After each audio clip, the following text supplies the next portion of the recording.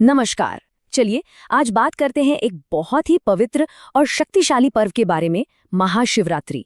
देखिए, ये सिर्फ एक त्योहार नहीं है, ये एक ऐसी रात है जो आध्यात्मिक जागरण की रात मानी जाती है। आखिर महाशिवरात्रि मनाई क्यों जाती है ना?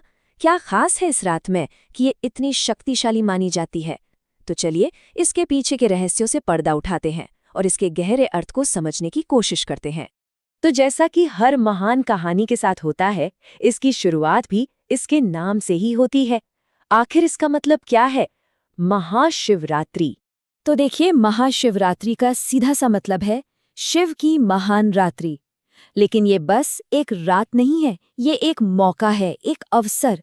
ये रात असल में हमारे अंदर के अंधकार यानी कि हमारे अज्ञान और अहंकार को मिटाने का प्रतीक है और ज्ञान और चेतना के प्रकाश की तरफ एक कदम बढ़ाने का। महाशिवरात्रि की जो शक्ति है ना, वो दो महान कथाओं में समाई हुई है। और जो पहली कहानी है वो है अटूट प्रेम की, अडिग भक्ति की और उस दृढ़ संकल्प की जिसके आगे कहते हैं ब्रह्मांड को भी झुकना पड़ता है। तो कहानी शुरू होती है एक ब्रह्मांडीय संकट से। सोचिए, एक तरफ भगवान शिव अपनी पहली पत्नी सती के वियोग में इतने गहरे ध्यान में हैं कि उन्हें दुनिया से कोई मतलब ही नहीं रहा, और दूसरी तरफ तारकासुर नाम का एक राक्षस है जिसका आतंक बढ़ता जा रहा है और जिसे सिर्फ और सिर्फ शिव का पुत्र ही मार सकता है। और तब एंट्री होती है सती के पुनर्जन्म पार्वती की। उन्होंने शिव को पाने के लिए एक ऐसी कठोर तपस्या शुरू की जिसकी शायद कोई कल्पना भी नहीं कर सकता। ये कोई साधारण भक्ति नहीं थी, बिल्कुल नहीं। ये तो एक अग्नि परीक्षा थी। सोच के देखिए, सालों तक भोजन और जल सब त्याग दिया, फिर चाहे चिलचिलाती गर्मी हो या कंपा देने वाली ठंड, वो अपने ध्यान में एकदम स्थिर रहीं। अब उनकी भक्ति को परखने के लिए पता है क्या हुआ? स्वयं शिव एक साधु का वेश बनाकर उनके पास पहुंचे और उन्होंने पार्वती को शिव के खिलाफ भड़काने की पूरी कोशिश की। कहा कि वो तो एक साधारण संपत्तिहीन योगी हैं। लेकिन पार्वती का विश्वास वो तो हिमालय की तरह अडिग था। उनका जवाब सुनिए। उन्होंने कहा, भगवान शिव ब्रह्मांड के स्वामी हैं, मैंने उन्हें पहले ही अपने पति के रूप में स्वीकार कर लिया है।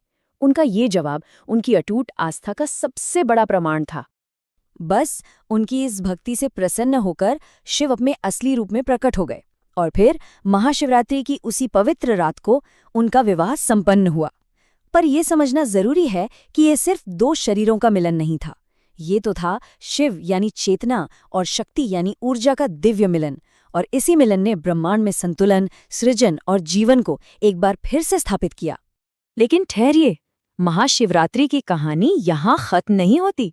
ये सिर्फ प्रेम और मिलन का ही पर्व नहीं है, ये त्याग और करुणा की भी रात है। इससे जुड़ी एक और महान कथा है जो शिव के उस रूप को दिखाती है जब वो पूरी सृष्टि के उद्धारकर्ता बने। ये कथा है समुद्र मंथन की। हुआ ये कि अमर होने के लिए देवता और असुरों ने मिलकर फैसला किया कि वो अमृत निकालने के लिए समुद्र का मंथन करेंगे। लेकिन अमृत से पहले समुद्र से निकला कुछ बहुत ही भयानक, हलाहल, एक ऐसा घातक विष। ये विष इतना शक्तिशाली था कि इसमें पूरी सृष्टि को नष्ट करने की ताकत थी। जब कोई भी उस विष को संभालने में सक्षम नहीं था तो सबने भगवान शिव से प्रार्थना की और शिव ने बिना एक पल भी सोचे पूरी सृष्टि को बचाने के लिए उस पूरे विष को पी जाने का निर्णय लिया। अब देखिए, शिव ने उस विष को निगल तो लिया, लेकिन उसे अपने शरीर में उतरने नहीं दिया। अपनी योगिक शक्ति से उन्होंने उसे अपने गले में ही रोक लिया और उसी घातक विष के प्रभाव से उनका कंठ नीला पड़ गया। तभी से वो नीलकंठ कहलाए, यानी नीले गले वाले। ये जो घटना है ना, ये उनके असीम त्याग और करुणा का सबसे बड़ा प्रतीक है। तो ये तो हो गई प्राचीन कथाएं। सवाल ये उठता है कि आज के समय में इनका क्या महत्व है। चलिए देखते हैं कि आज भक्त इस रात को कैसे मनाते हैं, इससे कैसे जुड़ते हैं। तो इस दिन भक्त उपवास रखते हैं, शिवलिंग पर जल, दूध और बेलपत्र जैसी पवित्र चीजें अर्पित करते हैं और सबसे खास बात, पूरी रात जागकर ओम नमः शिवाय मंत्र का जाप करते हैं। ये जो जाप है, ये शुद्धि, भक्ति और आध्यात्मिक जागृति, इन सब का प्रतीक है। तो इन सब कहानियों और अनुष्ठानों से हमें क्या सीख मिलती है?